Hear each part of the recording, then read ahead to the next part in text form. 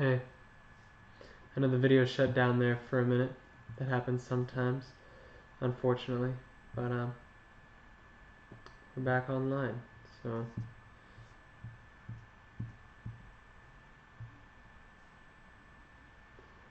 good to see you. If you have come back after that little crash there.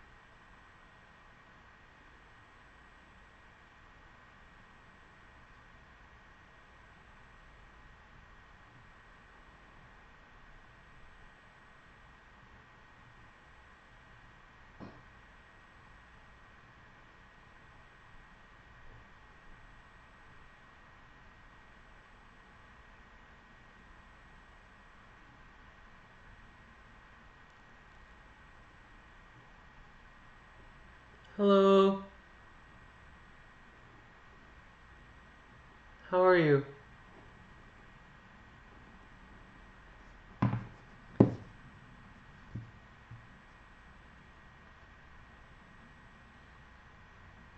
Do you have any thoughts about the question of the day? Do you write letters? Do you like writing letters?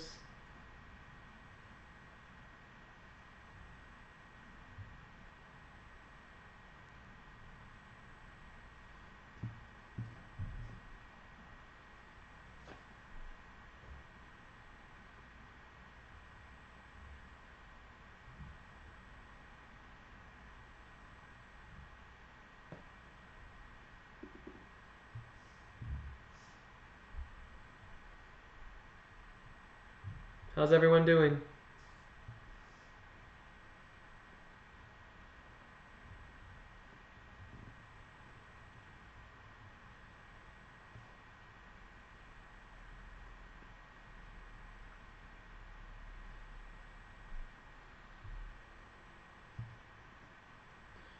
Oh, I don't speak Spanish. I'm sorry.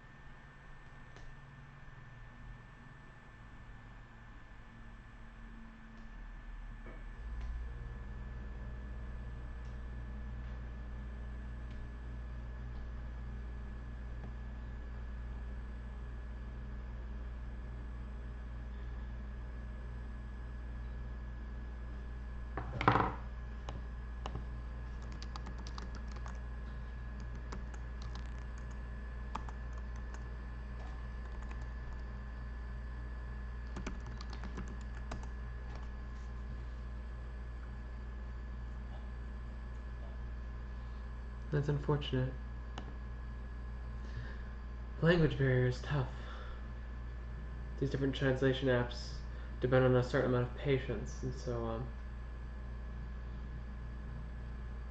when people don't understand, or when you can't understand them, it creates a gap that it's disorienting and uncomfortable in this space where because it's clear they wanted to socialize, you know, and like simply the fact we don't speak the same language meant we couldn't socialize. And like, how many English speakers have come across this page today that don't want to socialize, that don't want to answer this question? And that person was like, hey, you're sitting here, let's talk, but I only speak this language. That's tough. It's real tough. We could Google Translate enough to get the idea that it wasn't going to work out. But if you speak English, because I'm a stupid person who doesn't speak any other language, what do you think? I've kind of made a map of today. This is what I've gotten so far today of what different people have said, different energies they've shared. This little map I've made of how people feel about letters and postcards and all that. So, thoughts, questions, whatever, let me know. I'd love to hear from you. I'd love to feel some energy.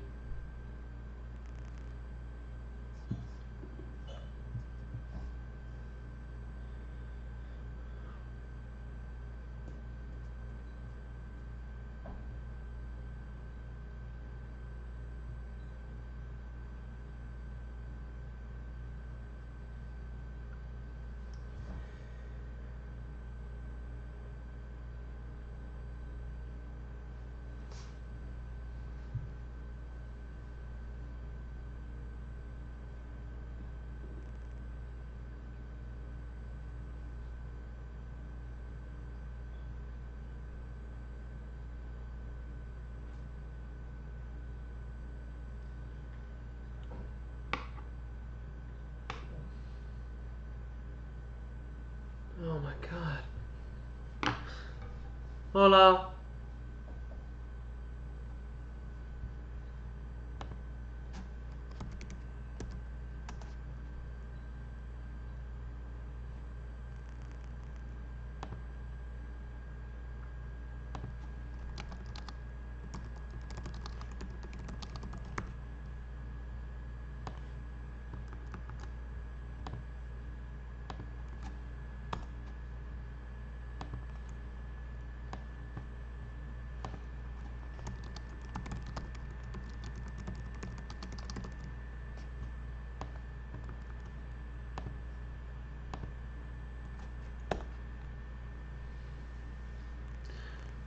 Hey Tooth Fairy.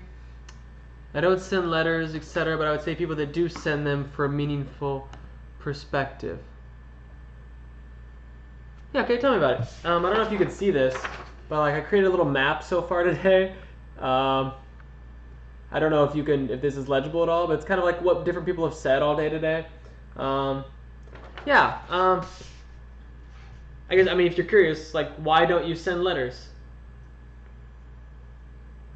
Or like, or why do you think it's meaningful, the people who do send letters? Obviously, you know the drill. This isn't my question. This is what people wanted me to talk about today, so here we are.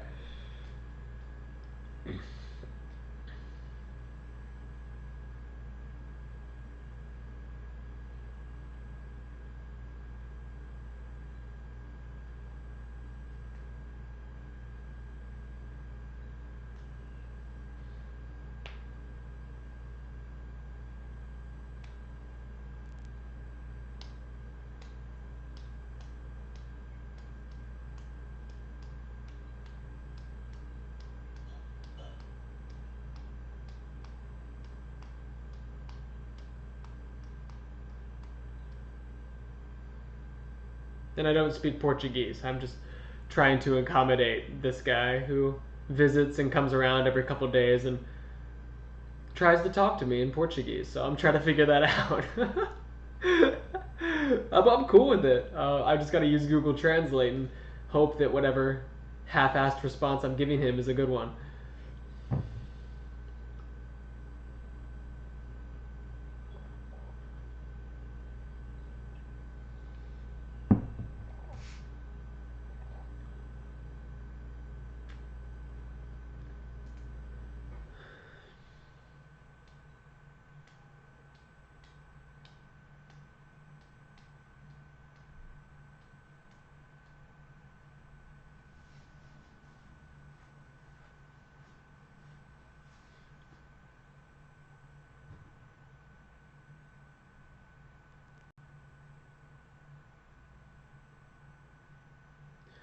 I think it's meaningful because those people take the time to purchase, right? Make it personal to the person they're sending to it.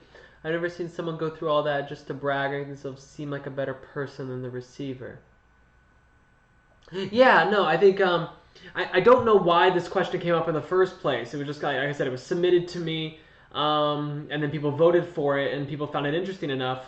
But the the initial email had something along the lines of reciprocation was the question.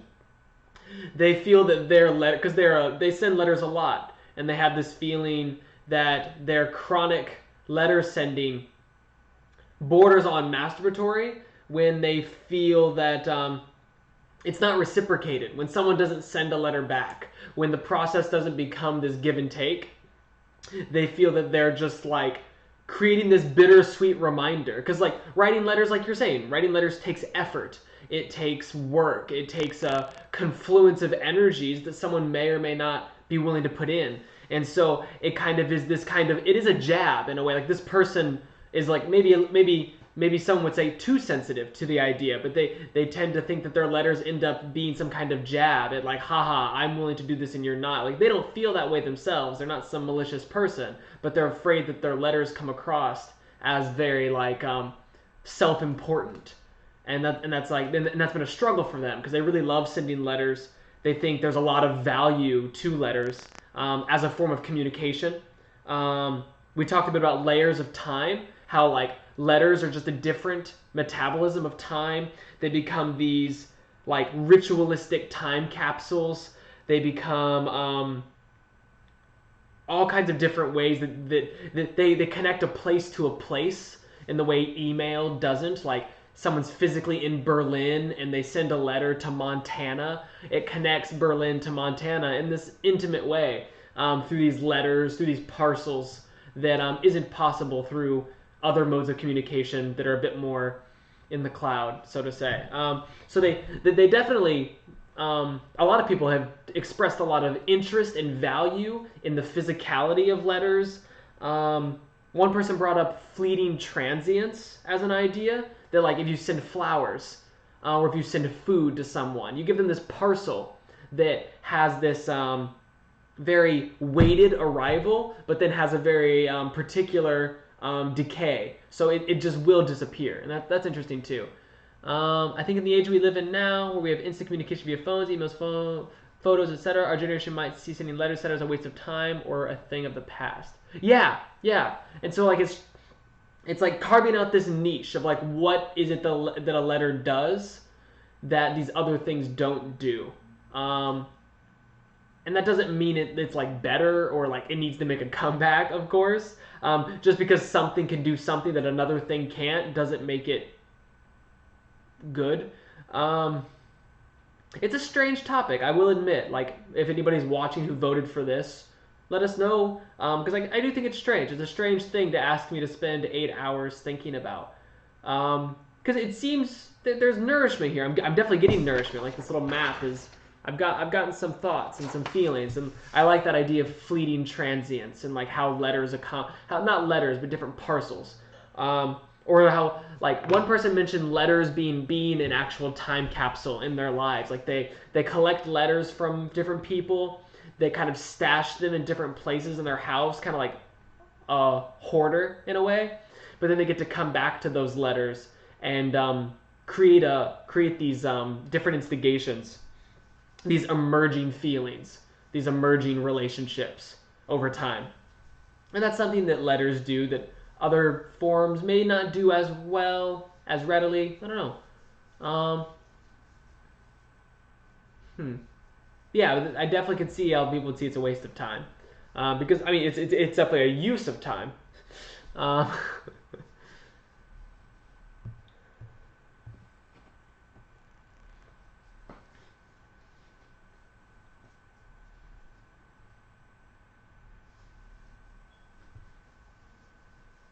Because I think because I've never really sent letters, never at all, and I think this instigation makes me want to give it some kind of opportunity, simply because I mean, I use other more immediate layers of time, like you said. I use my phone, I use emails, I use photographic interpretation as a means of conveying my life. I use video streams like this. And these are all different modes of time, all different layers of how time is interacting, how I respect responses, when I expect responses, how I stay socially involved. And it asks the question, yeah, of whether letters are something that could happen today in a way that's particular to them, that is useful. And I'd say there's a type of balance there. Like balance is a question that we can ask.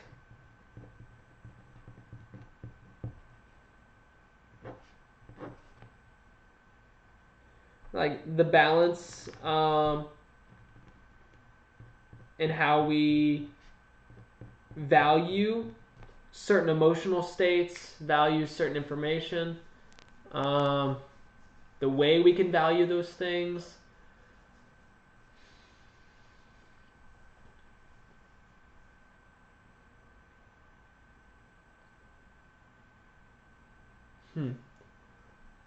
Yeah.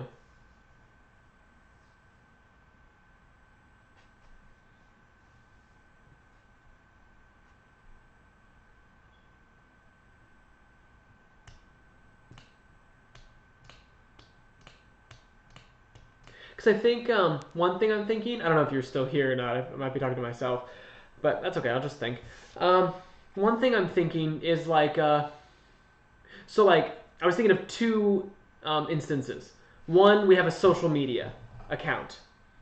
We post things on that social media account, pictures, posts, whatever, and, okay, I didn't expect you to validate that. I really don't know when people are here or not. I just kind of talk and then people respond, and I feel crazy constantly about it. But anyways, we have a social media where we kind of make a time capsule there, right? Because we have a time capsule inside social media. We put stuff in there. We collect things. We create a visage. We have a constellation of energies we want to curate, and then 3-4 years later, we can go back and we can scroll through our own Facebook or our MySpace, whatever, and we can get this idea of what life was then. It's like it is a little time capsule. It becomes a source for memories. It becomes a source for emergence. It becomes a source of relation to yourself. And I think something letters do that I like, that are a little different than that time capsule energy is because people are always talking about how social media speeds everything up, but social media also has that like longer 4 or 5 years past appeal where you can really go dive into your past self as some kind of diary, and that's like not unvaluable. I think people undersell how much built-in length of time can be in the internet, social media. There's a lot of time inside of it, especially now that we're like some 25 years into the internet being a social space.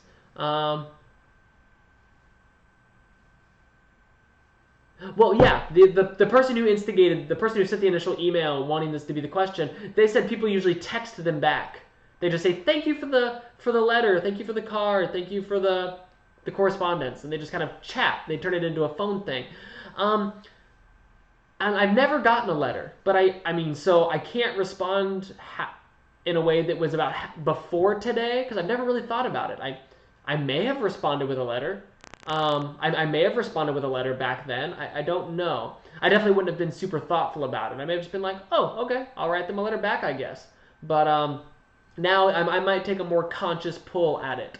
I might decide to write the letter because like this gets into the second part of what I was gonna say about compared it to the social media capsule. In this, you kind of like you have yourself. You write a letter to an other. Then that other gets to reflect on the self that you gave them, put it through a little funnel, and then spit it back out at you.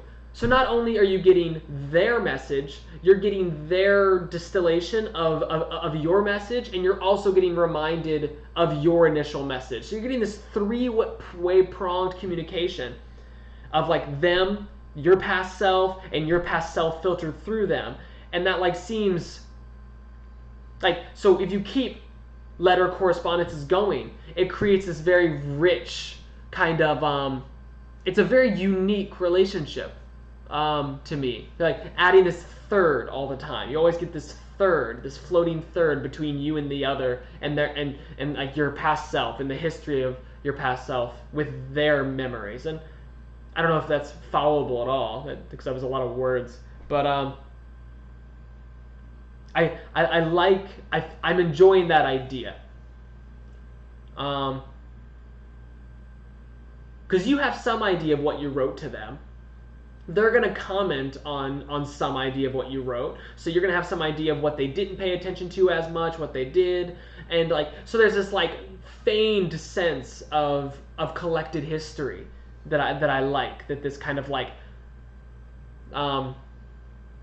this metaphorical history, because it's not a very finite history for sure, because you don't have the letters anymore, they do, and something about that I like, that especially if you're far away, because you send letters to someone that are different places usually, so this kind of this separation by just physical space doesn't really let you like say, hey, can you tell me what I wrote in my letter to you 2 weeks ago? I mean, you could pick up the phone, call them, but like, I don't know, something about keeping that layer of letter time separate.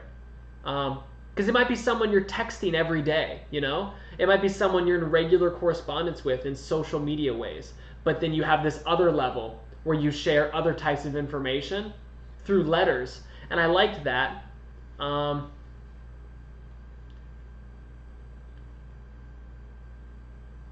And it made me go on some tangent for a little while in my own brain, thinking, what if someone developed some kind of email messenger service that only delivered emails 2 weeks after you sent them? You know, you have to send an email, and it will tell the person when they get it, sent 2 weeks ago, and like, so you do get this time gap in the email world if you want it. You could build some kind of device that would literally post ship your message to some place in the world, and so you can create this quasi version of it. And like, why is that not just as meaningful as far as the time gap? And so when I think of the time gap, email can still serve just fine with a certain methodology, but there's something to this another layer to this, like, yeah, the ritual of stamps. The ritual, I think connecting a place to a place is the thing that I think is still lost in the email world. Because you can share a lot of these emotional energies over this email system, but then connecting a physical place to a physical place is hard. When you get a letter, do you read it in the sender's voice, like in the movies? I've never gotten a letter. I haven't. I would. I totally would. Hello. All my friends sound like this, apparently. Good to see you. Give your mom a hug. Yeah, probably. I'm very fun. What? I don't have a P.O. box, but I don't mind. I just have an address. I have an address.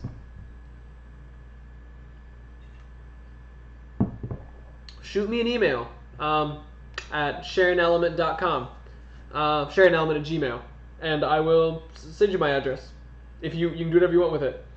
If you decide to come and destroy my whole life, I guess that's what I get for giving someone named Tooth Fairy on the internet my address. So there we are.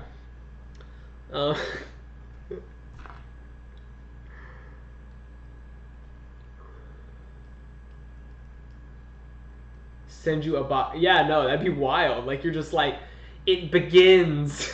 I've been waiting for years. That'd be wild.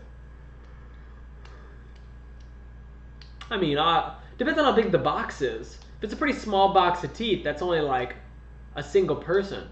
Do you call the police, FBI? Yeah.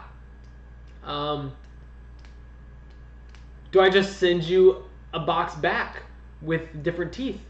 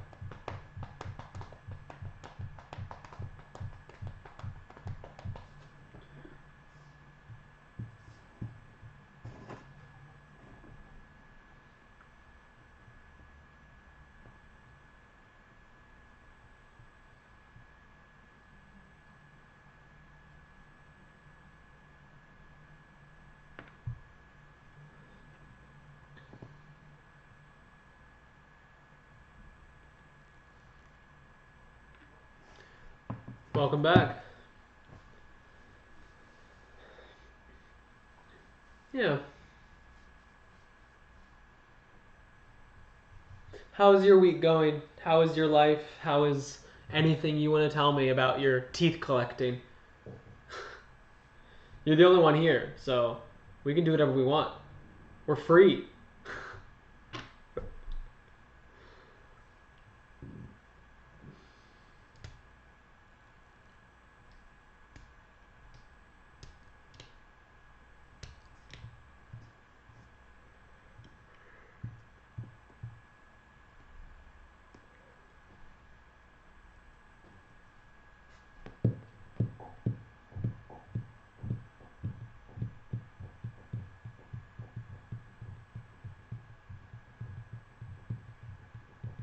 Hey Franny, welcome back. Been sitting here talking with Tooth Fairy for a little while. Um, yeah. They want to send me a box full of teeth. I think that's where we got to in that exchange. Um, a box full of teeth. Week has been good. The normal 9 to 5, bounced around working on the new Marvel movie, Black Widow, and Jungle Cruise. I took a Jungle Cruise last night through the David Attenborough Our Planet documentary. So I was on a Jungle Cruise last night. We're like the same person. I think I'm falling in love with nature documentaries, Tooth Fairy. Help me.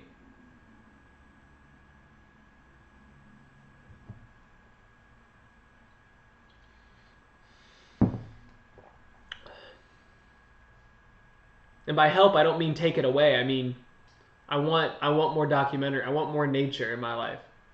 Give me nature. I've got a sunflower here. There's a new one. What on Netflix? The Our Planet about night. Night. Really? I'll have to watch it. Is it one of the Our Planet things? Like, is one of the David Attenborough things, or is it something else?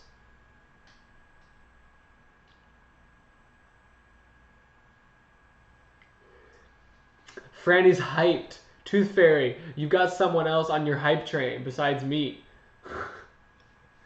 You've got responsibilities to uphold now. You got 2 people staring you down. Night on Earth. All right, yeah, no, that's probably what it should be called. Nice. No, I'll definitely check it out.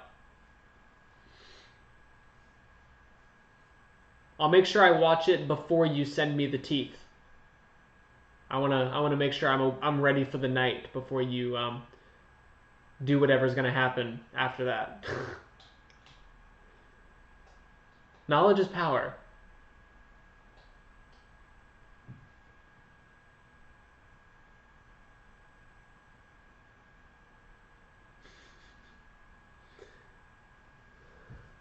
YouTube link. Where we going? Where we going? Where we going? Where we going?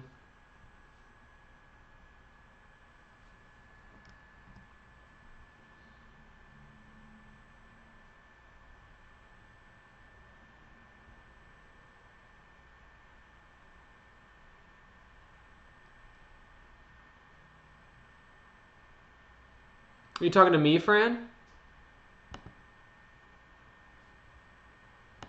Thanks for the trailer. Yeah, I mean, there's definitely like questions now. I mean, because yeah, Tooth Fairy was just asking me if when people write me letters, do I respond to them? And like I haven't really, right? Hasn't been my thing. You know, you know me. You know me. The the thing I like the most about it, out of all the things we've said like emotional things, we've said a lot of different kinds of the way it relates to different forms of media and the way different medias capture it. And I was telling Tooth Fairy, I don't think I told you this earlier when you were here, like about the time aspect of it, just purely the time aspect. You could devise some kind of email service that like sends the message 2 weeks after you draft it and lets the person know this message has been incubating for 19 days. Here's your letter, you know. So you can have these kind of locked up kind of capsules through the internet. No, yeah, of course, I knew you would. I knew you'd hate it. But you could do it. You could create this time separation that way. But I think, yeah, and that I think part of the reason you might hate it is the thing I like about letters right now is this connecting place to place. I think that's what I like the most. And the time, it could be a fabricated aspect, but the important part of the time, the felt time, is the relationship from place to place, from Montana to Pennsylvania, from Montana to Beijing, from Montana to Montana. When you make sure you send it all the way around the world first, it's a long time. Yeah, so this place connected to place is probably the thing I like the most. So if I'm ever to write letters in the future, I think that's something that will be on my mind, is connecting one place to another place. But then that asks me weird questions about like connecting place to place, and asks almost universal questions about like, can all places be connected? In what ways can all places be connected? And it's a strange set of like superlatives at that point on why I would want to connect a place to a place. I haven't thought about it, but I do like the initial idea of connecting a place to a place. And past that, I haven't really had the energy space to think about that too much yet. But in general, no, I think I'm more likely to now. Yeah. There's a short TLDR. Yeah. Uh-huh. I might. Hi from Matt, Jamie, and me. Hey, Matula. We're just talking about letters to tell Matt and Jamie to get on here and talk about letters. We love letters. We love talking about the idea of letters. We don't even necessarily love letters. Clearly, we just want to talk about the idea of letters. And nature documentaries. And teeth. I just realized that you made the teeth reference because your name's the Tooth Fairy. I literally just spent the past 5 minutes not connecting that. I want that to be clear. I didn't connect that at all. Because I'm different.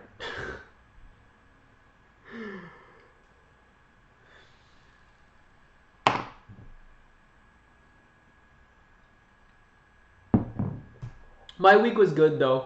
I just read a bunch of books, wrote some music. It was hype. Matt says, what liggity piece should I listen to next? Alright, Fran. The Violin Concerto. So the last pieces he wrote, it really captures a lot of his different styles. You get the sound mass things, you get the kind of folk-driven melodies from early in his career, you get the kind of triadic function of like the horn trio, like the kind of Brahms-esque triadic function. Violin Concerto. It's the way to do it. It gets a bit microtonal, so you get these kinds of early instances of like timbre shift through pitch content. Yeah. Violin Concerto. Do it. Then write me a letter about it, Matt. I want a full letter written to me about Liggety's Violin Concerto, teeth included. That's just my running joke for the day now. Thank you, Tooth Fairy. You've created my meme for the day.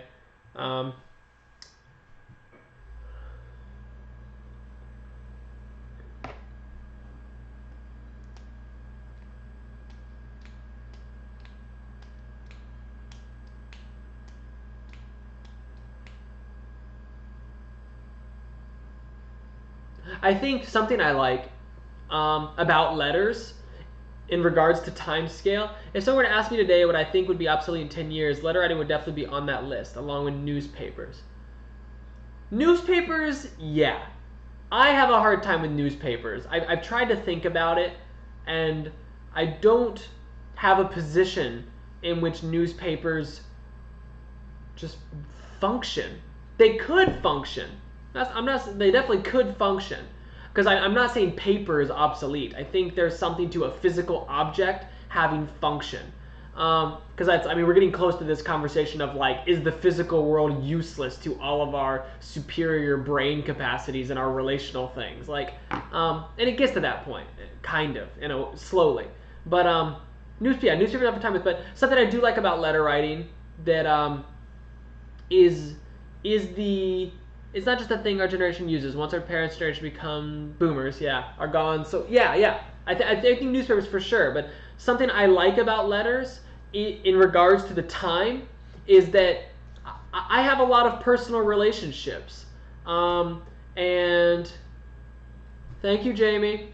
I have a lot of personal relationships. I value and care about a lot of people, and like some of us talk every day, some of us talk every once in a while, some of us talk once every few months, and I think there's room in that category for having people that I have a meaningful relationship with that I just write letters to, because it's a time gap, but it's also there's an intensity to it. There's something about letters that I can't quite like. Now you guys are making me think about it. I've never thought about this in my life, but now that I'm thinking about it, I can't shake the fact that letters seem to have a function that I can't really get elsewhere, in a way that's meaningful to now, not just in this general way, but like to the living person right now. In the way our culture functions, the way it deals with layers of time feels like it still works. Yeah. At me. Tell me I'm wrong so I can get out of this crazy hole.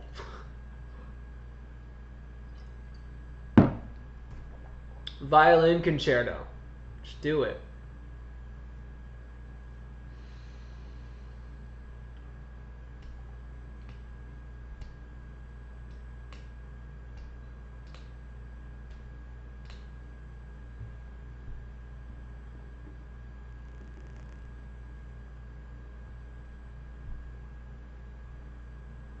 I mean, it could definitely disappear because our generation doesn't use it. Obsolete purely by like malnourishment.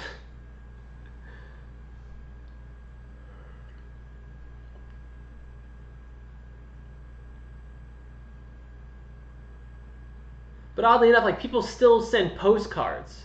Like postcards are still for sale in a lot of places, and maybe it's the kind of people that buy vinyl are the kind of people that buy postcards. I must be Mexican because I got all this ice on me. Huh. I don't know. Should I call the FBI or the cops? I don't know who to tell about this situation. I'm very scared.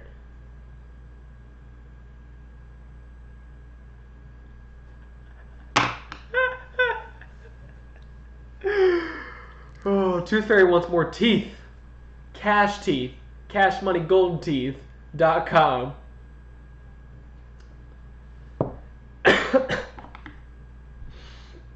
Oh man. Just gotta break into the postcard industry, Tooth Fairy, and then shut down the internet for a month. That can't be that hard. And Capo, El Capo, I hope the ice is treating you okay. I don't know how to make that fun. I don't know how to make that funny.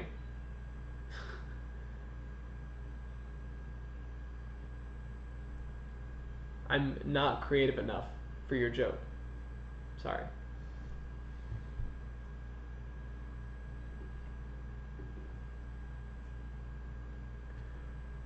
I think I'm just a little sleepy today.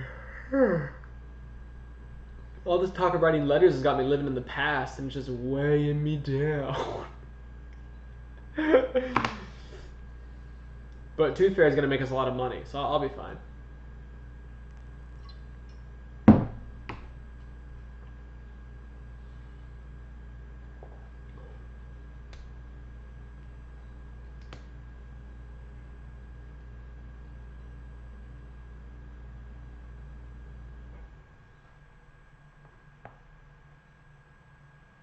Like, yeah, okay, so like what forms of communications do you prefer? And how do they dominate your life?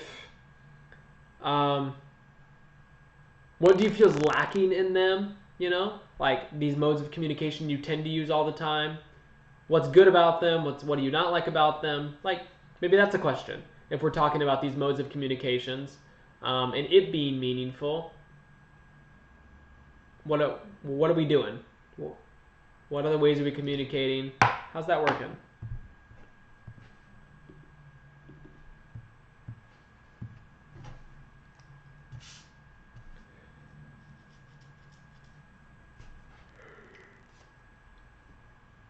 Let's build a site where people can pick out a postcard, they type in what they want, someone will handwrite it and mail it out, making yourself feel good from the comfort of your own home.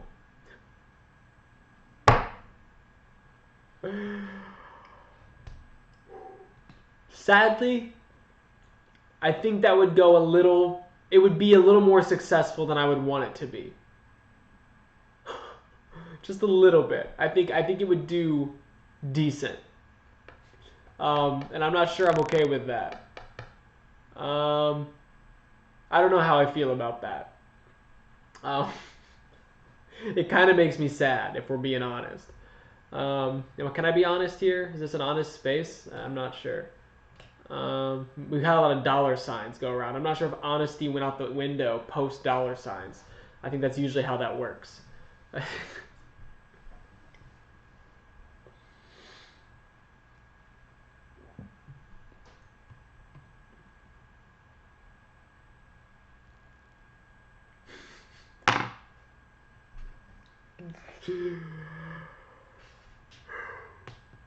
Fuck. The dystopia that you've made a successful version of here is Lord. What is going on here? This is dangerous. I'm gonna have to shut you down. You've been watching too much 1917. That was before World War II.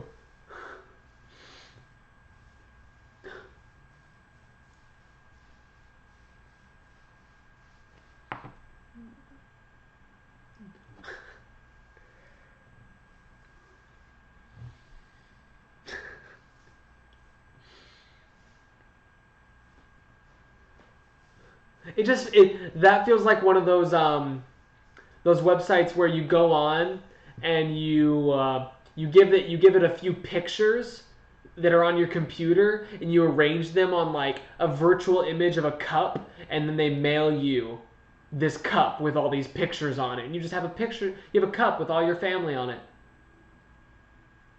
Damn, are you cool?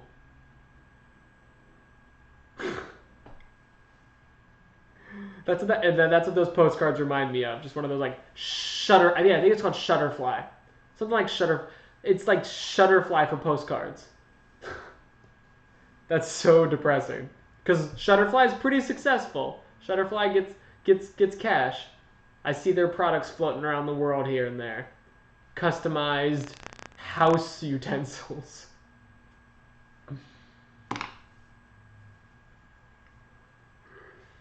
I'm in my house with my family, and I've got pictures of them surrounding me, but I need them on the plate too. If I can't see your plate when I'm done with those taters, Jimmy, I'm not sure how much I love you. If Jimmy's not under the taters, I'm not even sure I know what love is. Jimmy is love under the taters. Jimmy is love under the taters. I said that backwards. Stop that. Reverse. Love is Jimmy under the taters, not Jimmy is love under the taters. We're talking about Shutterfly. We're talking about creating a postcard business in which you have a handful of templates you can choose from, and then we'll handwrite the postcard and send it out to your loved one, like Shutterfly does for cups and pictures. Tooth Fairy wants to make a lot of money. Tooth Fairy's not making much money on teeth. I think that already exists. Tooth Fairy, we've been taken over by capitalism. I am surprised. I'm sure it already exists. I'm sure. I just believe it.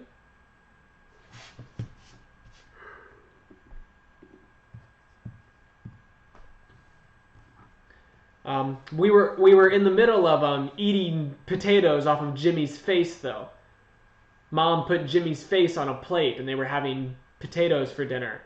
So she's working her way to Jimmy right now. Got to make sure she loves him as much as she did when she started dinner.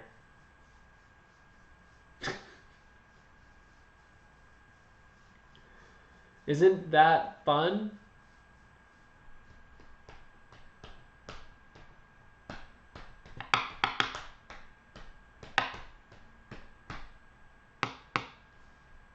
That is really funny. Thank you. I appreciate your support during this time of my life.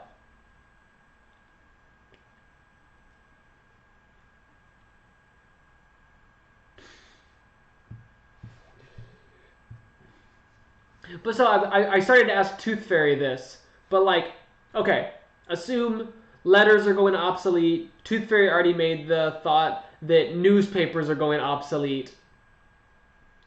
Are there alternative modes, either present or on the cusp, that could facilitate these letter writing desires? That could possess what this letter writing is offering. Yeah. Do you think it exists? Do you think it could exist? Do you want to sit in that think tank with me for a few minutes and just float and swim and not get stung by coral?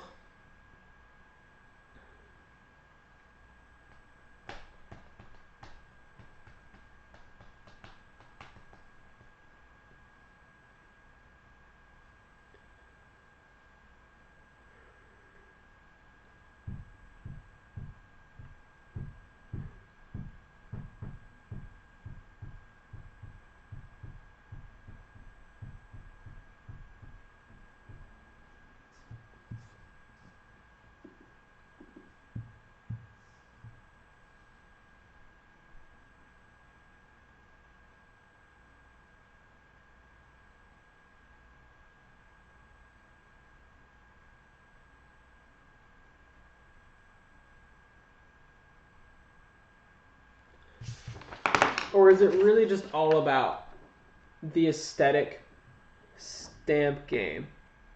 Is it all about the aesthetic stamp game?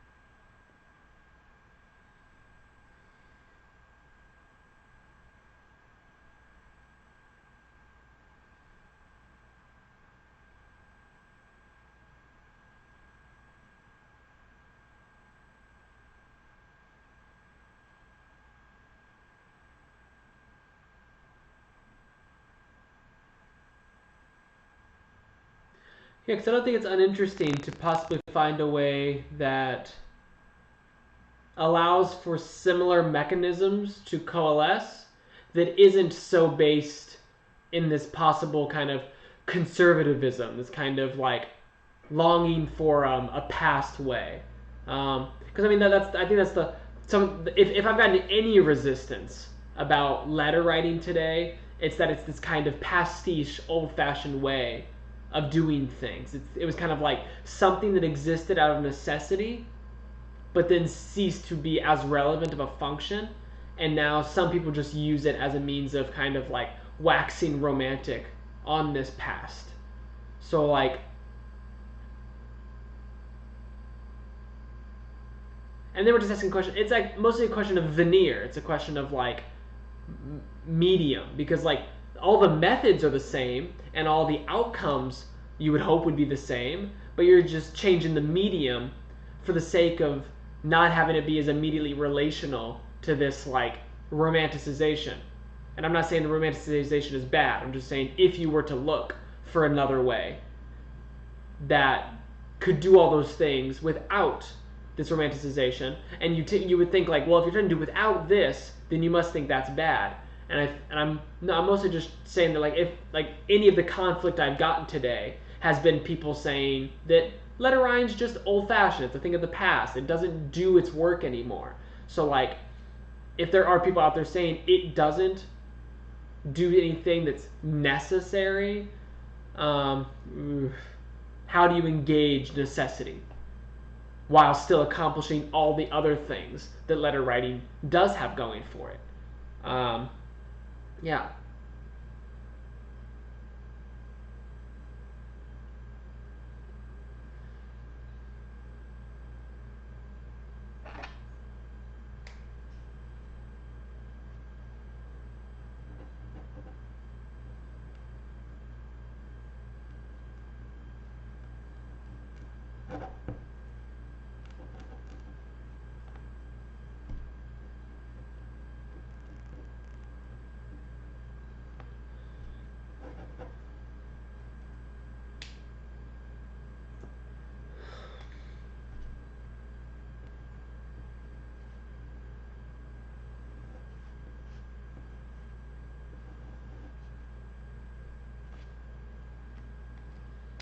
I hope that question makes sense.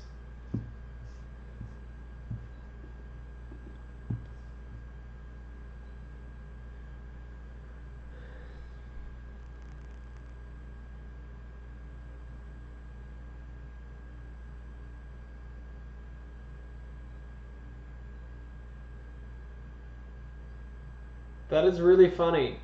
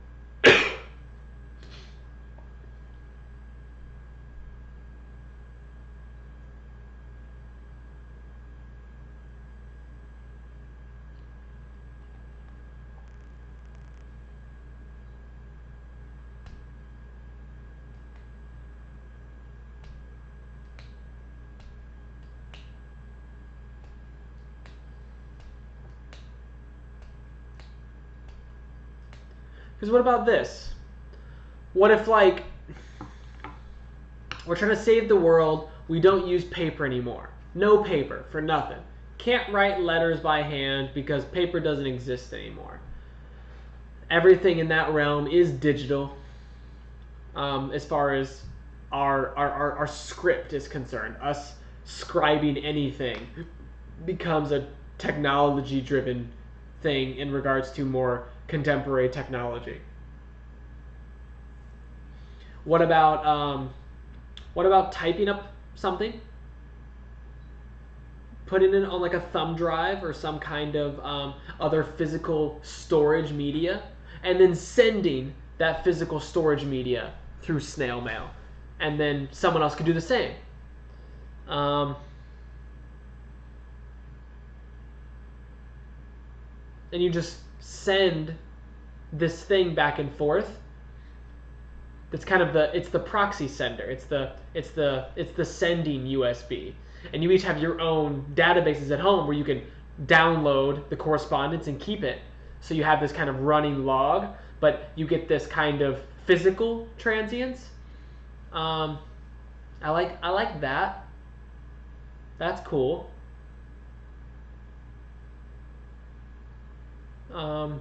What do you think? Sending letters. How do we do it? Is it meaningful? What are we doing with it? What do you think? Masturbatory. It's a word. It's a buzzword that gets you here because people love bats. Sorry, I'm here again. Yeah.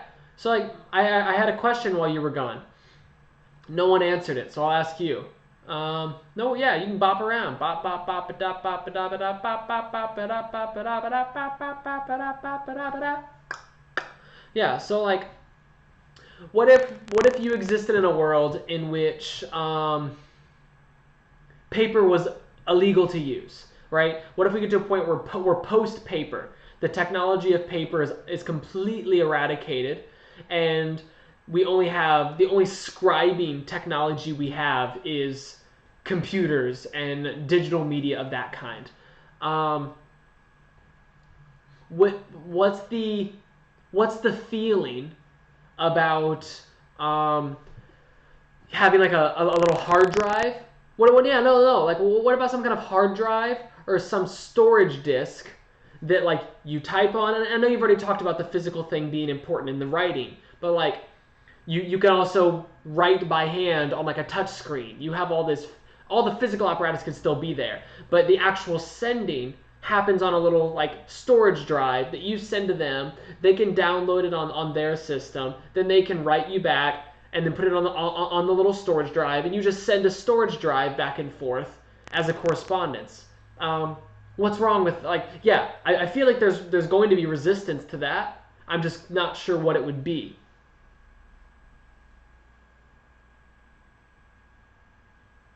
Why does it have to get there back and forth in paper?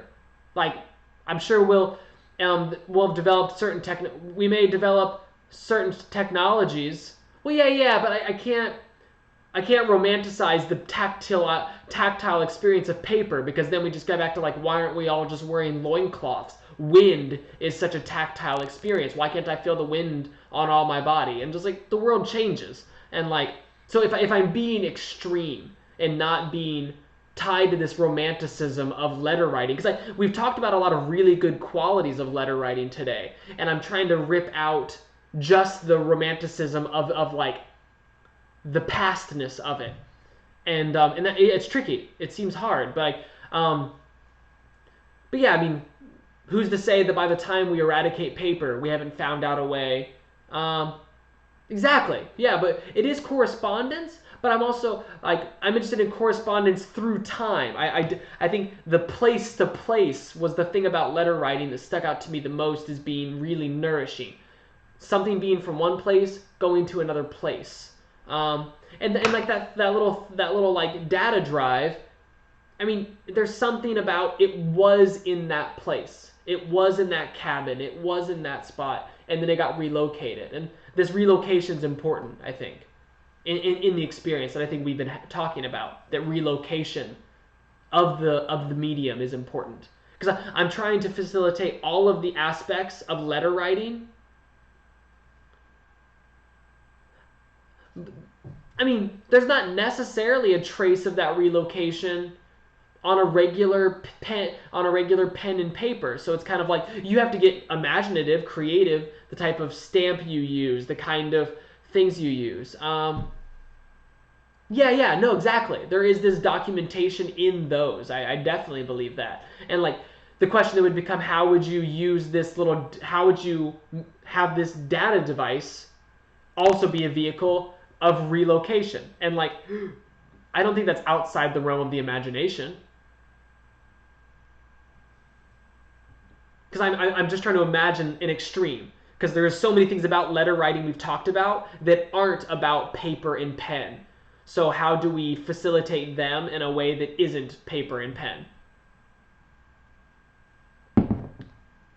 And like, just as a means of like talking about the meaning of them, because so many people think that they're like old-fashioned, or that they're not useful anymore, that they don't make sense in our society. So like, I'm not saying keep up with the times or get lost. That obviously not. But I'm taking the challenge of seeing how can we facilitate this relationship that over the past couple hours People share image. What do you mean by images? Well, no, yeah, but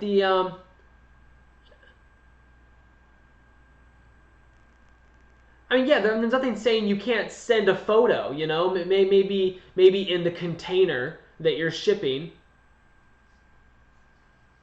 Yeah, yeah. Mhm.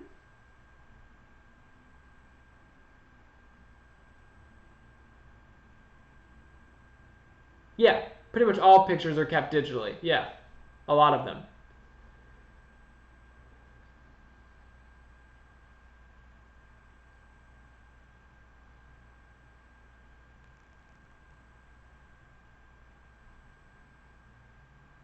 What do you mean by this? I'm not sure what the this part is. If this is something that could be translated. I think I'm mostly following. I should make sure I get all the details.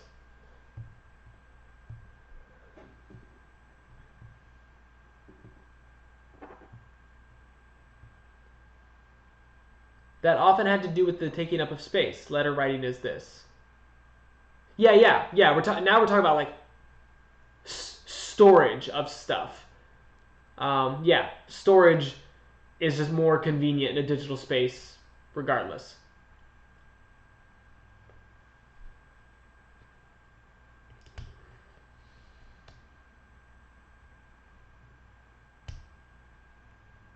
Yeah, yeah, got it. Yeah, because I think because a lot of people would consider email to be the yeah, yeah, it is pretty wild. Um, Definitely. And like obviously people would just make the kind of shallow concession that email is the new letter writing, and obviously we get that that's not how that works.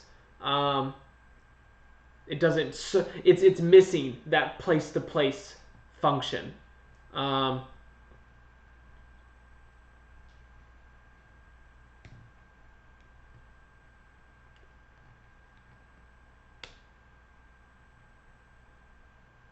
but maybe like, I mean, because then if I'm really yeah, there's this precious quality. Uh huh. Like exactly. And like but what about this place to place relationship? What if we take out words? What if it's not a verbal communication of place to place?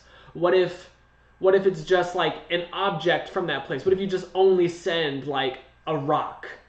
And I mean, because that does the place to place thing, sending a rock from the beach of like California coast to somebody in the middle of Poland.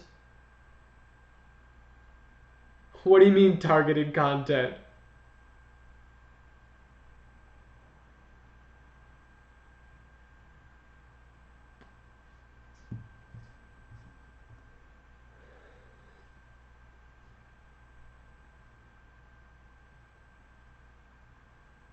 Oh yeah, of course. Um, but you weren't supposed to know that. Um, but what? Yeah. So you send people these like objects. Letter writing doesn't have to be involved. Like, so why? What's the synthesis of place to place being about the dissemination of information, and like and that becomes about this emotional time capsule. I get that. um, this kind of like my emotions, then you get them 2 weeks later, and then by the time you respond it's been a month since I've had those emotions in that space, so I'm reflecting on myself a month ago as well as distilling it through your experience of that. And so yeah, you get this very rich interplay of self and other. I totally get all that. A rich interplay that you don't get. Yeah, exactly. I'm not sure. I'm not, yeah, because it does become the thing that you miss when you write letters is being able to reflect on yourself. You're creating this space for yourself to come back to later. Where in email, you could send something to someone, they could just send you something back, and and you have an exchange. You get to share with them, and they get to share with you.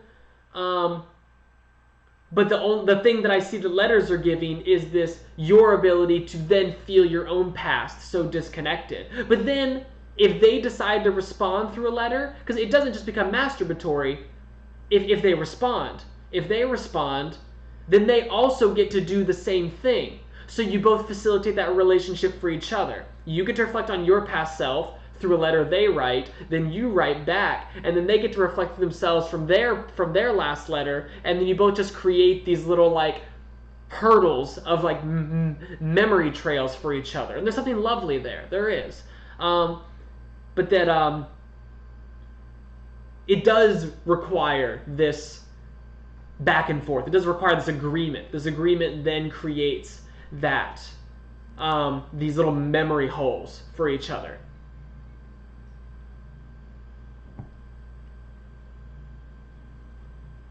Memory holes.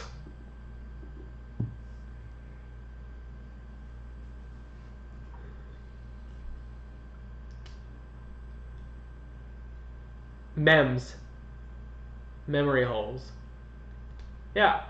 Mems. I like that. But then the 20-day email system that I created in my head could serve as the memory holes, right? It could allow for that memory hole, because if we're just talking about the time gap, because if we've separated the time gap from the place-to-place thing, because the place thing is about sending rocks, and then this memory gap thing is about communication emotions. Well, if you're looking to communicate emotions in these mems, then like you draft up an email, or like you create a correspondence system with another person. Me and this person have entered into a correspondence agreement. We have decided that our correspondences will be 2 weeks per person. So it's like the chess game. When we started chess game, there's 3 days per turn. Now there's 2 weeks per letter. So like I type up my letter, I send it. It will send it to them in 2 weeks. 2 weeks from the day I clicked send, it will send it to them, and it will tell them, like it'll have the date that I sent it on to them, as well as the day they received it, just like mail would. And then they get to write back and send, but then it won't send to me for another 2 weeks. So you create this forced, or like whatever time gap you set up, because you could have some implied time gap based on how far away you are from each other, etc. And like then you have this setup of like instigating. Well, I mean, but I'm trying to pull apart different points of letter writing.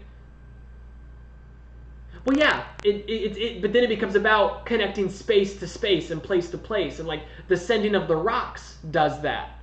Like the gap of time in regards to space is like is the memento exchange, the rocks, the tokens. But if we're interested in this memory hole thing, like if I'm really just trying to capture the emotion of like getting these little memory gaps that we can each come back to and exchange through, the point of time can be a bit arbitrary. I mean, if you really wanted to be a purist about it, you send a rock to them, they send a rock back to you whenever they receive your rock, and then you both have a sense of what your postal time scale is. Then you can just set up your email chain based on that postal time scale.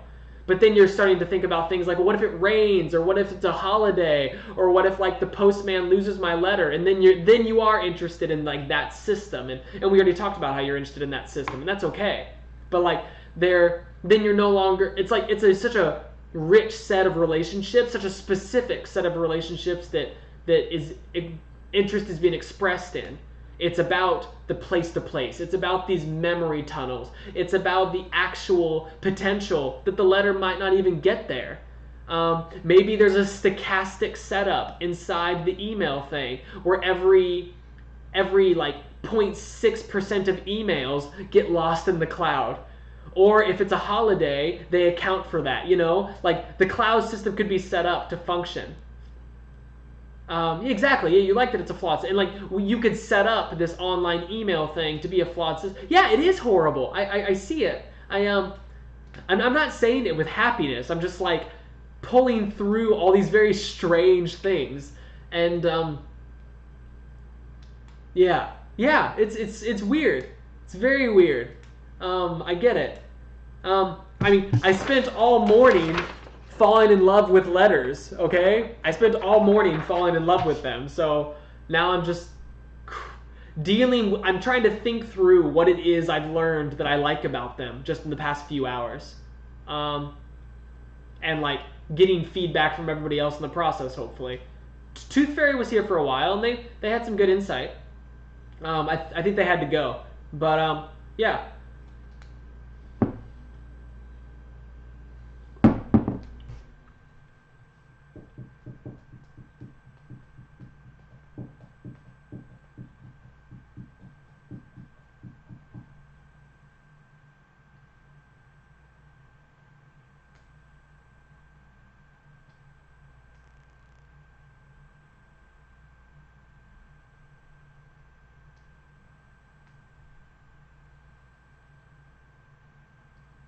Yeah, it's hard.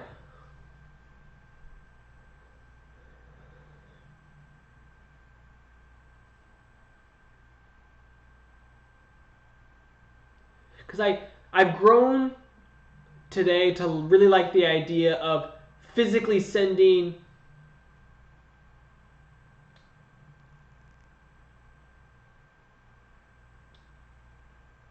Well, yeah, but that's what the mail system is. The mail system is a prescribed and curated experience.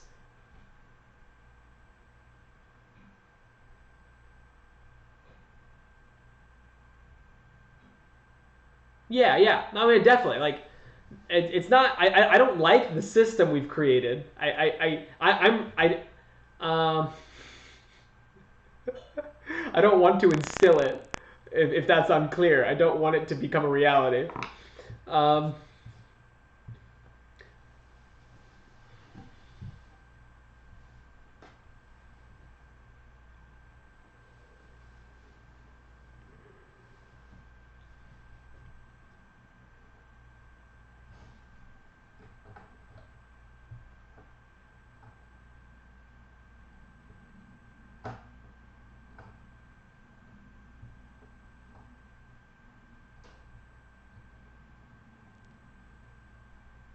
and yeah, I mean, it's a pretty limited pool. I mean, most of the system is imagined around mostly what you've told me about your mail experience and your letter sending experience. A couple other people have chimed in here and there.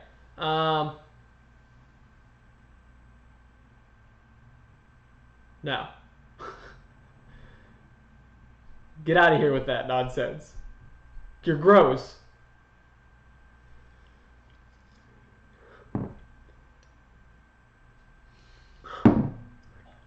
Yeah, you need to go back to the first sharing video and learn what sharing is about.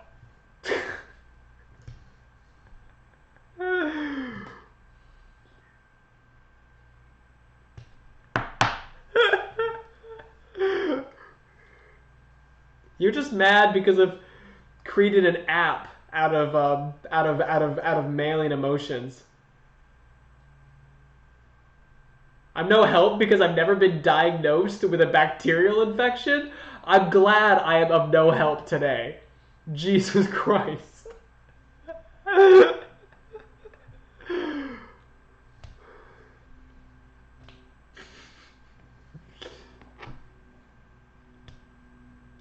Yeah, I think I trying to create trying to reimagine what I'm being told comes out of this letter sending experience, and like all because it seems like I mean, it's pretty dynamic. There's a lot of different dynamics that people seem to find important and why not. Effort and reciprocation being two of those of why they don't find it important enough because they find it to be too much effort to reciprocate in that way. So they send text messages or whatever. And this system doesn't solve that. A lot of people that don't send letters aren't going to do this either. Maybe a few more might, because they don't have to like go to the post office or like buy a stamp, or they'll have more of the tools at their house, so they could send their letter at 3 in the morning on their day off, on like the day between work. But where a letter, you have to take your time off of work, make sure you find a post office, or make sure you find a little blue box, and like there's so there is more effort to that. And I'm not saying it's a bad thing. It's just gonna make some people reluctant, as you've already experienced and expressed.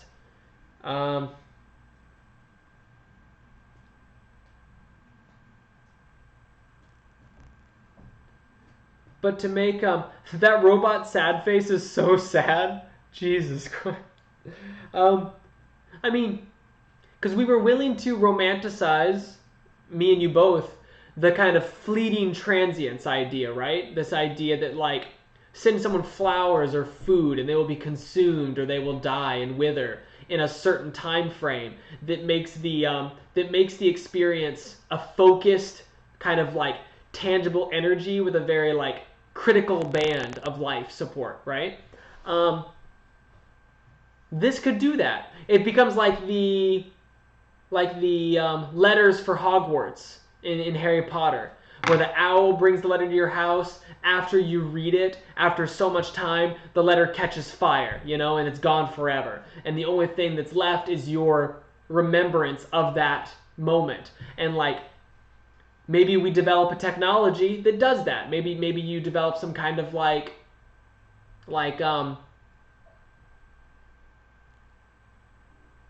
fabric that like is able to degrade on a certain scale, and there's not really a way to like upkeep it. You got this degrading substance that shares information, that imparts this emotional thing that you want to create, this emotional capsule of information, of history, of memories, but it degrades.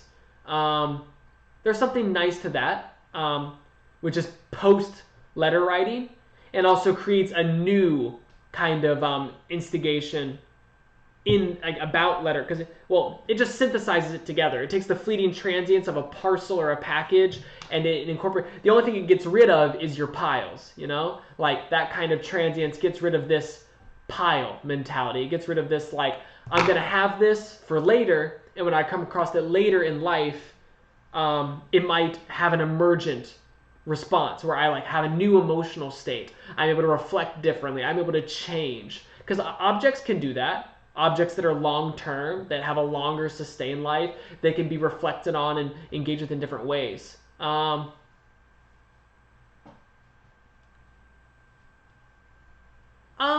it just couldn't be. It's novelty in that it has this time frame of specificity. Like it has this kind of like limitation to how much you can do it. And so like, because it is about time scale. Because some people I might text someone every day, but I might also send them letters sometimes, or like send them a long-term correspondence. Or like on the daily, we're just shooting the shit, but once every like month or two, I just kind of like lay my life into them, or like I kind of lay these kinds of like meaningful thoughts I've been having, or kind of personal crises I've been dealing with, and like something you can't just like drop on somebody's phone during business hours or when they're at home with their family.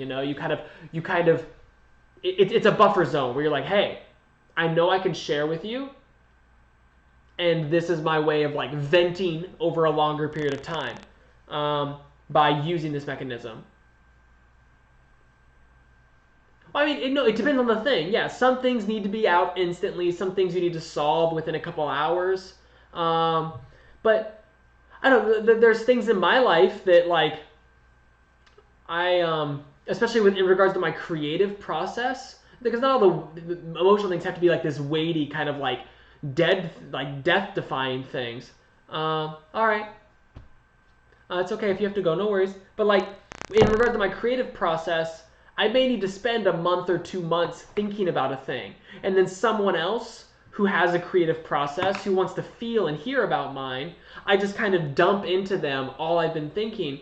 And then like, I mean, I do that with Logan sometimes. We do it on the phone like every like couple months, and we'll talk for like 2 hours or something.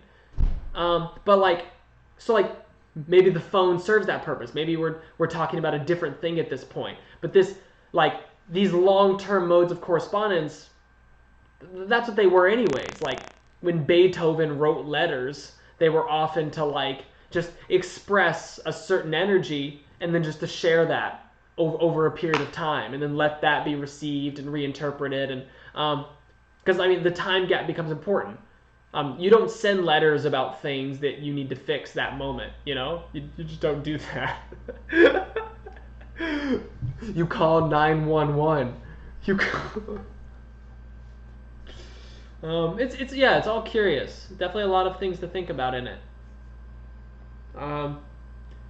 But if we're gonna make the concession of whether it's meaningful or not, it's already a hard question. We have to like play with balance and necessity and like other things that could fulfill the same role.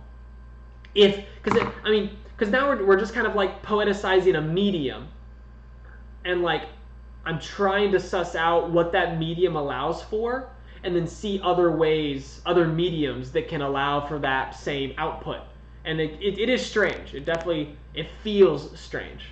And I'm definitely not saying I'm doing a good job, because it's like, I don't know. I'm just trying to figure out what these letters are about to you. I know, but like I know in here. I don't know in here. My heart knows well enough.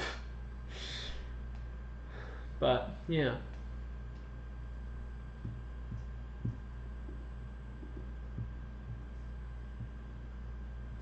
Not a lot of people wanted to talk today about this. That's sad.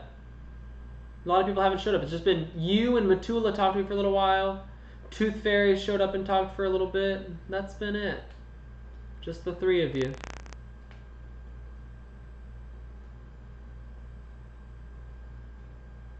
Yeah.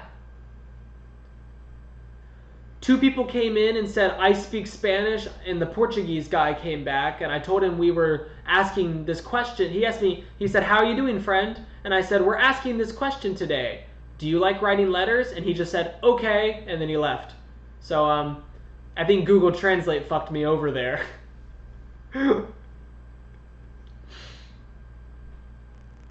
Yeah. So, I've had the three of you, and then I had two Portuguese Spanish speakers that didn't want to stick around and deal with Google Translate.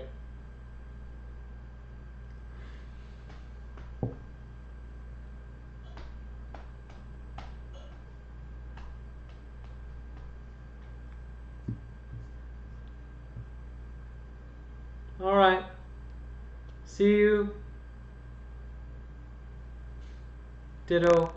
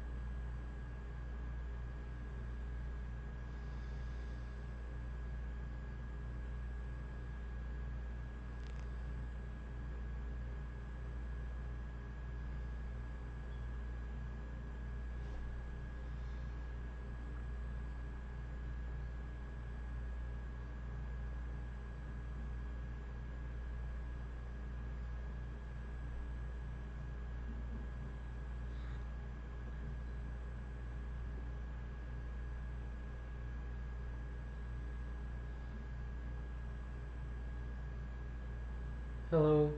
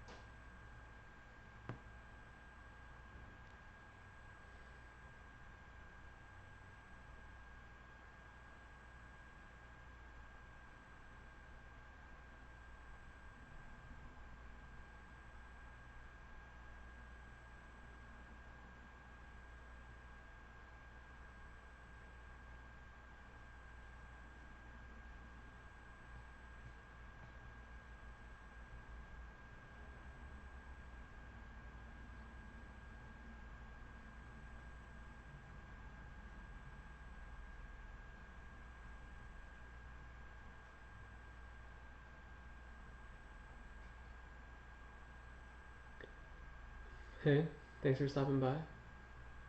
If you're curious what's going on here, ask me. We can talk about it.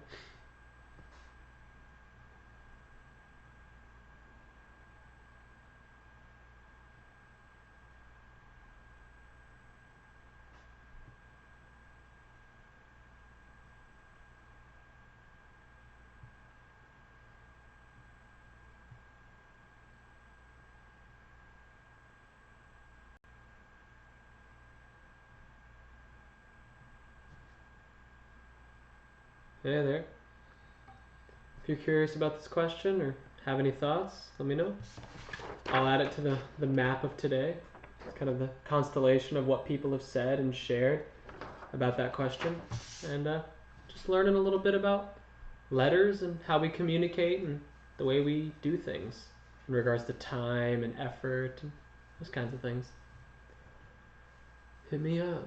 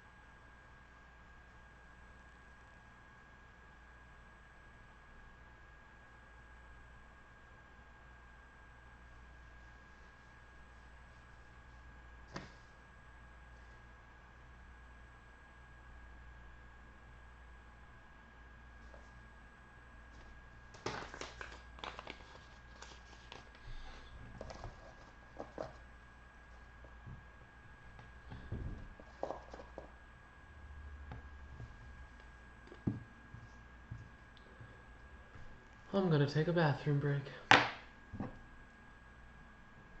Be back in a second.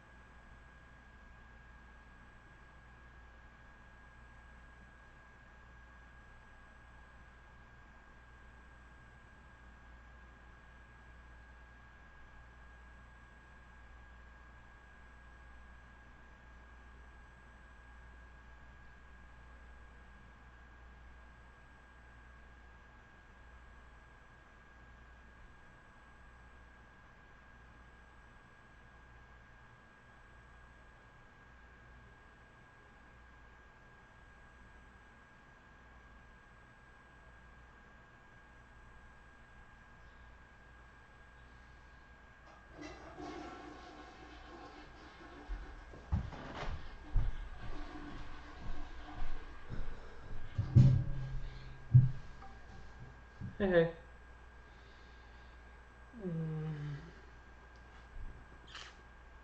How you doing today? Just chilling here. It's the day of sharing, and we're thinking about this question. It's a way of communicating. It's a way of thinking about time, the way we put effort into curating our time, things like this. So like that's kind of the modus operandi of the question. These are some things people have said today and things I've scribbled down and organized in different ways and thought about. So it's kind of where we're at today. If you've got any curiosities about this question or think it's completely uninteresting, let me know. I run this channel where people submit topics by email, and then they vote throughout the week on what we talk about, and this is what they chose today.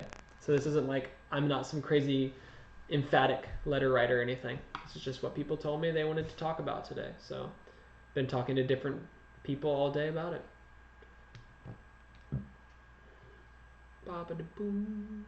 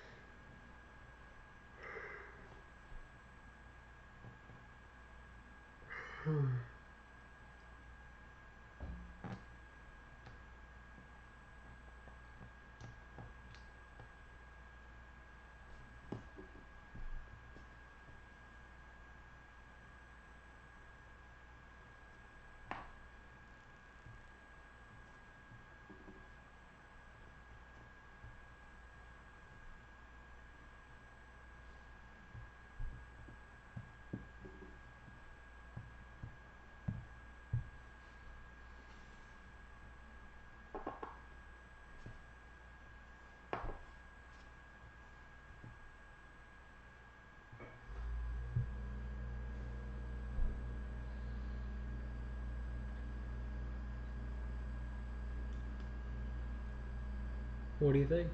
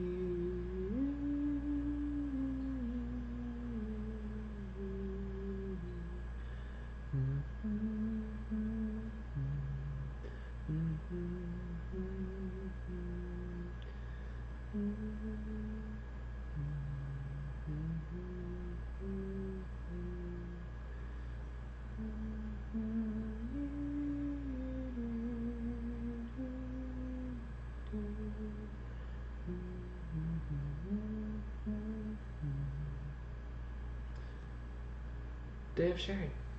Just hanging out with you. I want to know what you think. This is what people have said today. This is what they've shared. These are just different things I've scribbled down based on what people have told me, including talks about the aesthetic stamp game. That's what mattered to them. Just the aesthetic stamp game. Maybe you never thought about it. Maybe you have. Maybe you think it's just not worth your time. Maybe it isn't. All this and more on Sharing Element until 5 p.m. Grab your popcorn. Grab your sunflower. Never run out of water. Don't be like this guy.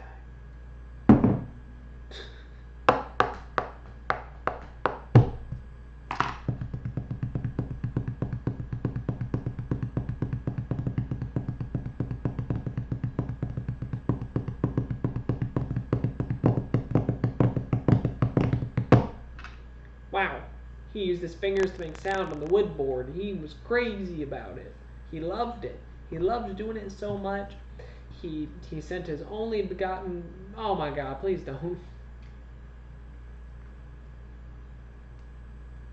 To re-wax the table.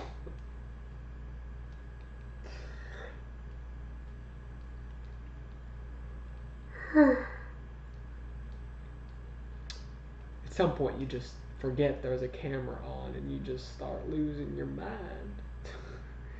You'd think the biscuits would have came already. Nobody brought the biscuits.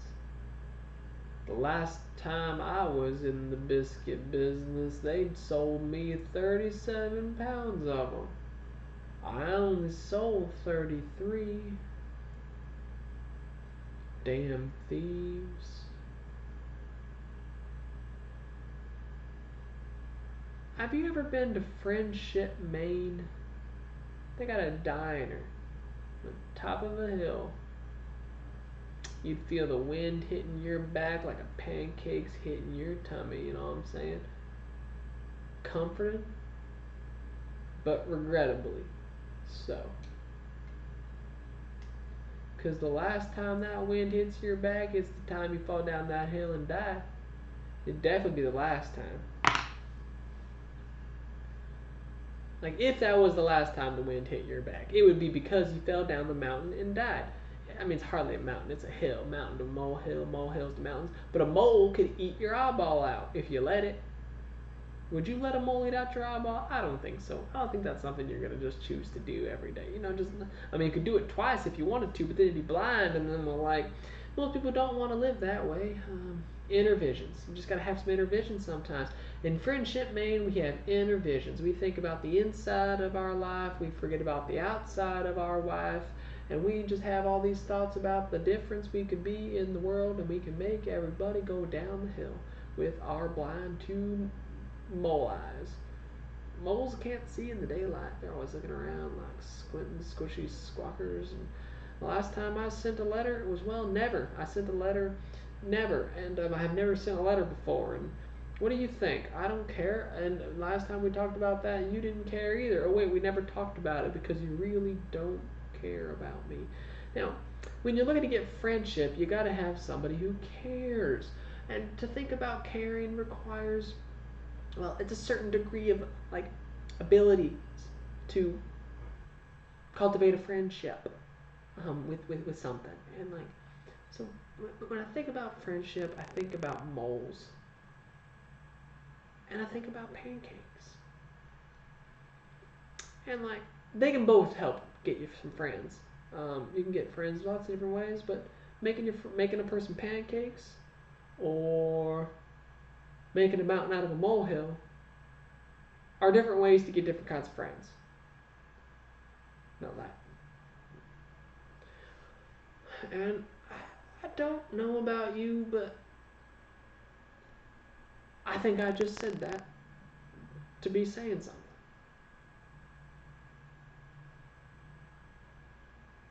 Wow.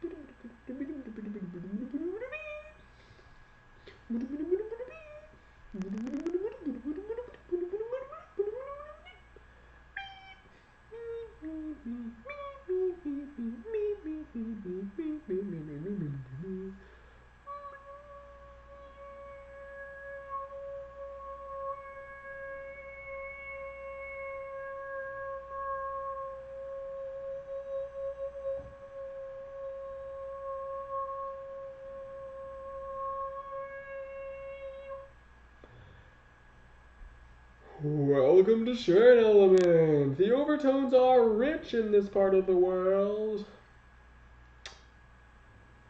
Don't tell Jacob. He'll come on over and take your kids, take your harmony, bust your lids, sing so fast, rhythm so loud, everybody's gonna go rhythm on the ground. Songbook party. Everybody gonna go to the party. Songbook party. Don't forget the words, that'd be naughty. Songbook party. If you ever think you don't know how to do the songbook party. Just slap sing and everybody happy now.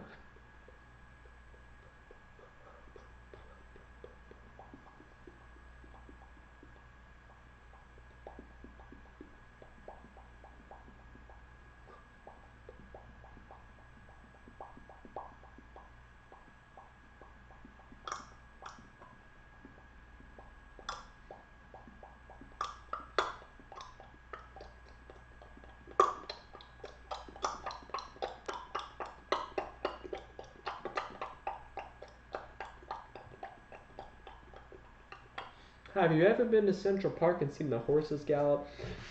They're a bunch of sad ponies.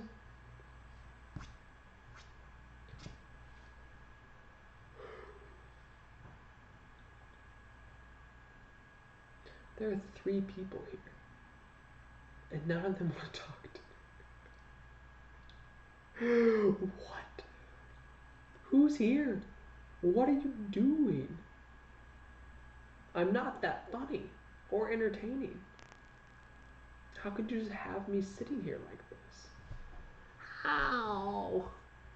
How do you do it?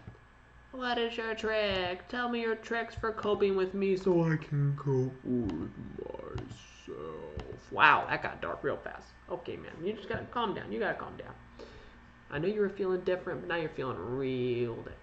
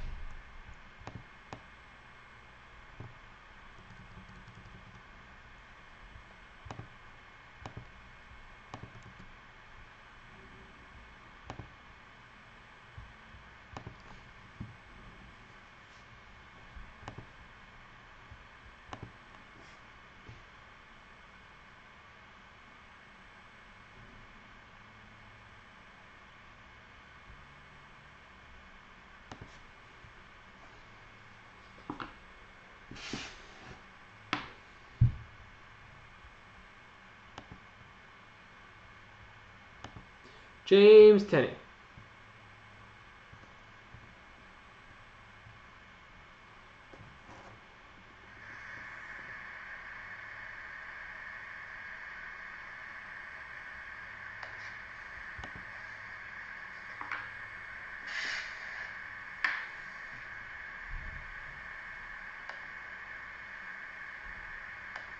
James Tenney.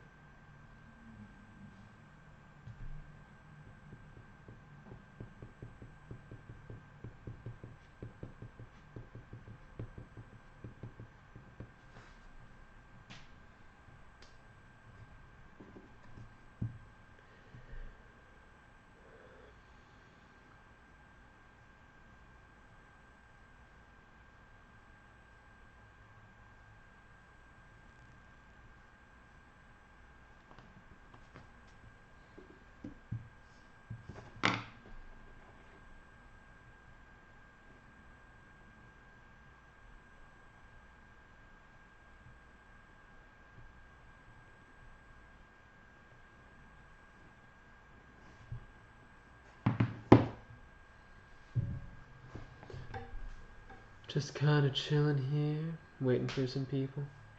Not much to really do, I suppose. So I'm just waiting around for the people who want to chat.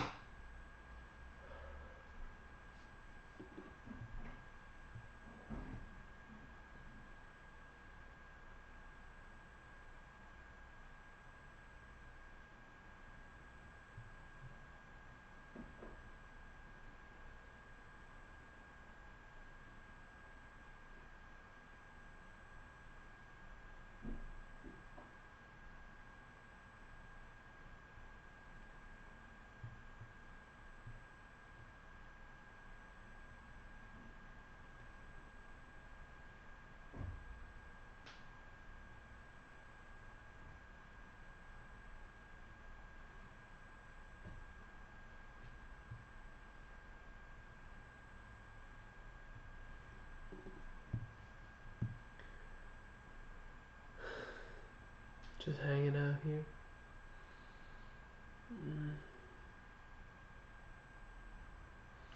I have gotten a lot of nourishment out of this topic today.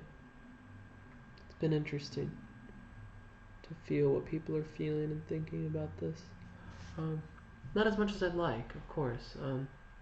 There's been a bit of a reluctancy to talk about this. It just kind of gets negated. But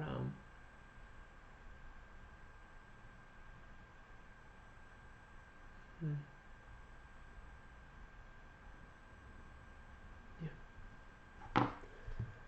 that's all I'll say for now.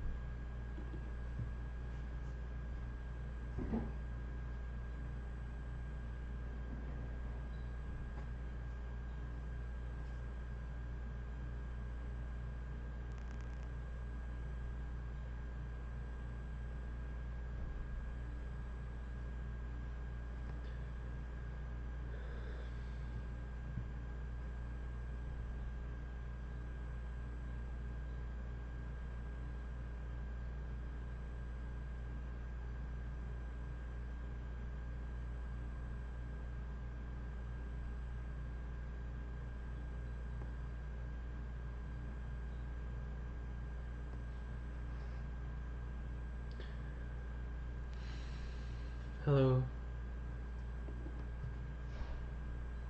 How's it going? Let me know. I've been here since 9 a.m. Got a little map here of what other people have said throughout the day, things people have thought, felt, considered, shared their experience of. We're just here to feel it.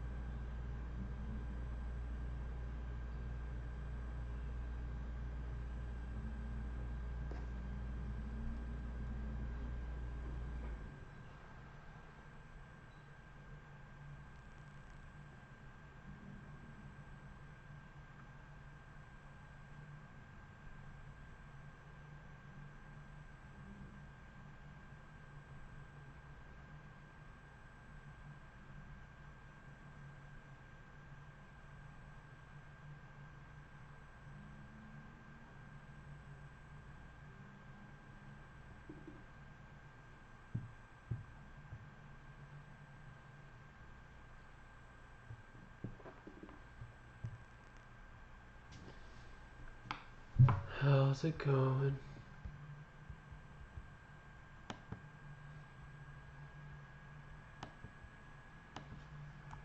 I wanna know what you're thinking, what you're feeling, what you're doing. Hit me up and around and down and doom doom doom.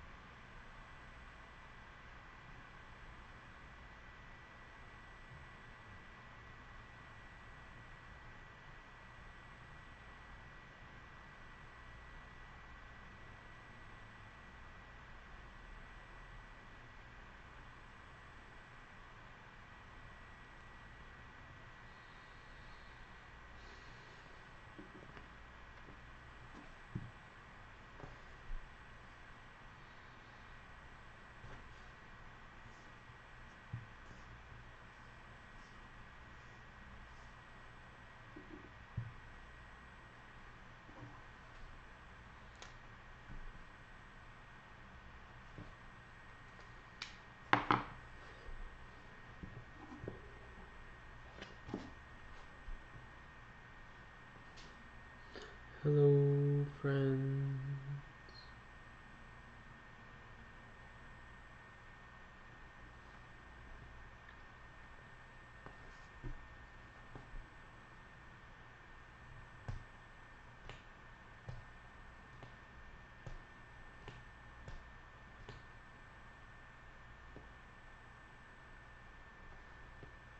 Hey, hey.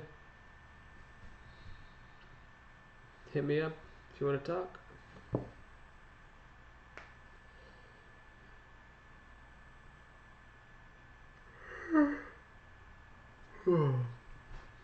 Been doing this all day. It's about 9 a.m. This is what I've gotten so far. Different things people have said, felt, brought up. This little network map of energies of what everybody's been thinking. So that's pretty cool. If you want to get in on that, let me know.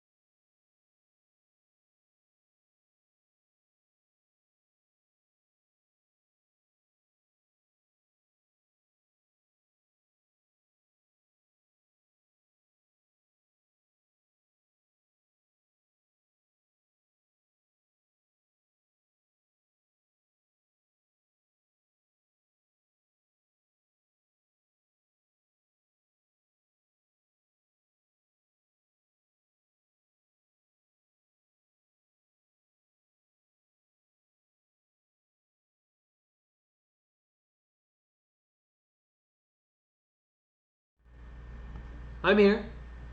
I just went and got some water. Can you not hear me?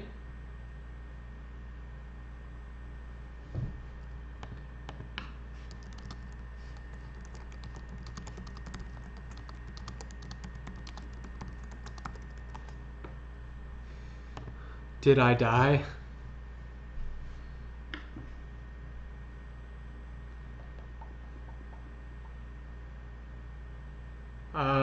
Got it.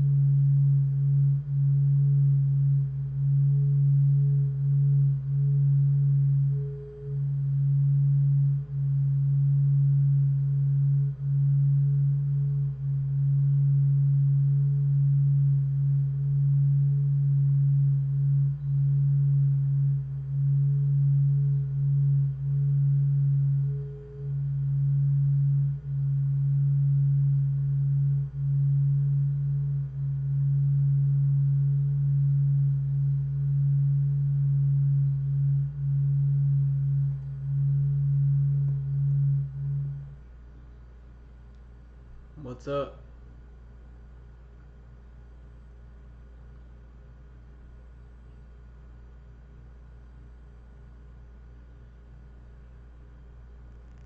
Pretty good. Just was creating a feedback loop of noise from my own voice. No big deal. I don't know how much of that you heard, if any of it. It's a sharing element. This is what I do. Um, every Friday, I do a day of sharing. People I know send me emails about stuff they want to share. Then people vote on it, and this is what they decided on this week. I made a little map today of what they all talked about, what they had to say. I've been doing this since 9 o'clock this morning, Eastern Standard Time. It's almost 5. I do it from 9 to 5 on Friday. Just kind of share with people, see what they're interested in, see what they're up to. And the past 45 minutes has been dead, so I just like started singing to myself and created a feedback loop of noise through my speaker over there. It was fun. I'm in Boston area, kind of like northeast coast.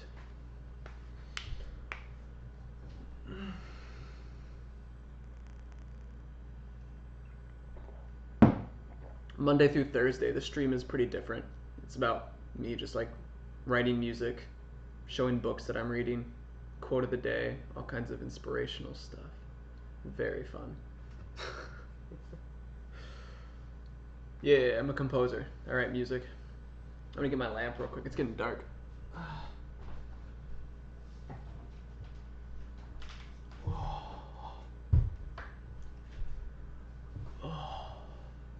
Yeah. I do a lot of freelance composing, stuff like that. Um, uh, Depends. I'm into a lot of experimental, noisy stuff. I'm also into like the performance tradition of like Western classical instruments.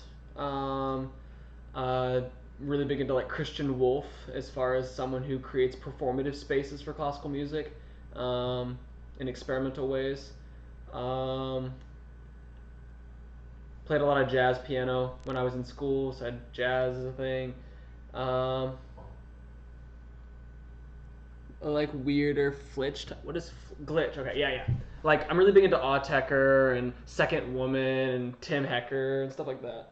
I mean, Autechre's obviously like great. Ryoji Ikeda is a good glitch guy. Alvin Noto, the guys in Pansonic. Those are names that come to my mind when you say glitch, even though they're not exactly glitch. Some of them, I mean, Ryoji is a little bit, but the other ones aren't as glitch driven. I don't know if those names make any sense to you, or if they are names you think of.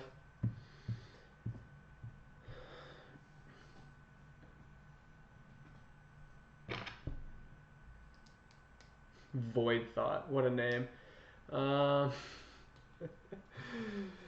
I love it. What kind of stuff are you into? Any kind of names? Any interest? I'm also into a lot of death metal. Like I love Ulcerate, Meshuggah, Gorguts. A lot of death metal is pretty sweet. Bleep Blop. Is that an artist name? Bleep Blop? Heard. I've never heard of them. I'll check it out.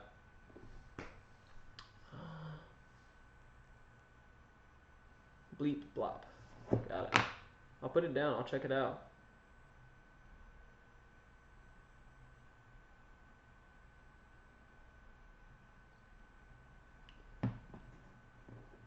Gain the X. Got it. Cool. Yeah, I'll definitely check it out. Yeah, I mean, the closest thing I get to like a noisy electronic artist that does pop or more like dub or pop driven music is Arca. I don't know if you know Arca at all. He worked with Bjork quite a bit and Kanye a little bit, but he has like solo albums where his album Mutant has some pretty like intense sonorities going on. Yeah, Arca's pretty alright.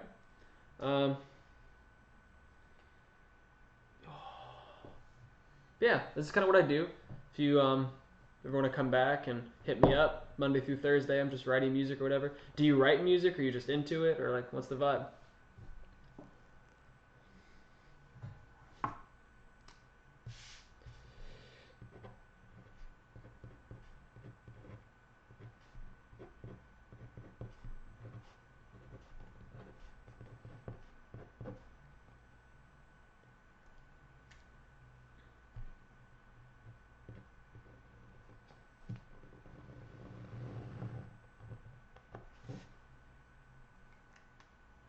Cool. Well, I'm very into music too. It's like my whole life, pretty much. This sharing project is, I mean, it means it's all very important to me. Sharing is a super important part of my life. Oh yeah, I'm on Tobin. Yeah, yeah, definitely. Mm-hmm. Cool. Yeah, we could definitely share some stuff. That'd be cool. Um, I'm about to get off the stream here in like 4 minutes because I'm done at 5 and I've been on here like since 9 a.m. So I'm tired and I have stuff I gotta go do. But we should definitely chat some more. I would love to talk more about this stuff. Any music stuff. Um, Besides music or within the realm of music.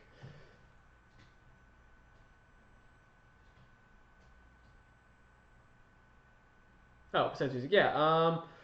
I'm into a lot of like philosophy, if you want to even call it that. Like a lot of French continental thinkers, Michel Serres, Deleuze, Foucault. I read a lot of books. Yeah, yeah, cool. I felt like that might be a vibe. I've been reading a lot of Michel Serres and a lot of Gaston Bachelard. Um, I'd read Henry Bergson's Dialectic of Duration, and then I got really into Bachelard. Oh, sorry, Be- Matter and Memory, and then Bachelard's Dialectic of Duration. A lot of books about time recently. Time, Adorno's History and Freedom, A Golden Braid. Cool. I'll check that out. I've heard the name. Um, I've been on a pretty rigorous path in what I've been interested in, but I haven't really had many people to tell me to go elsewhere. So I'll do it.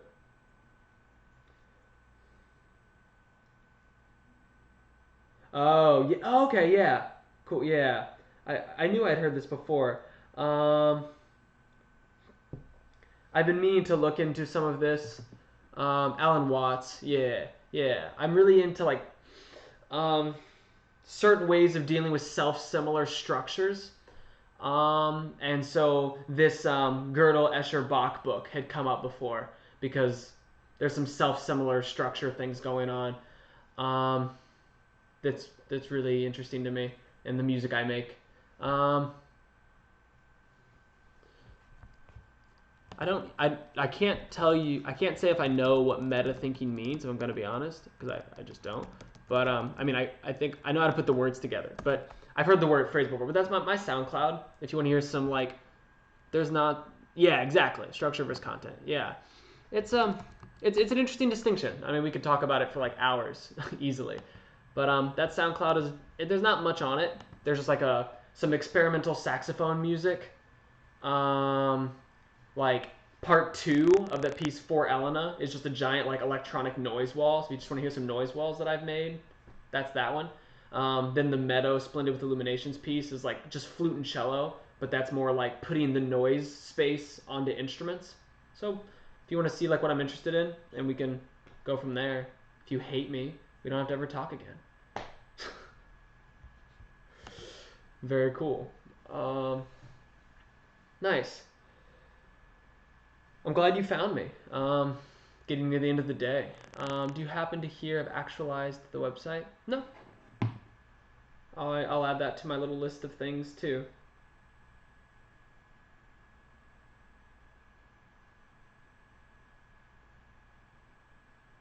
Actualized.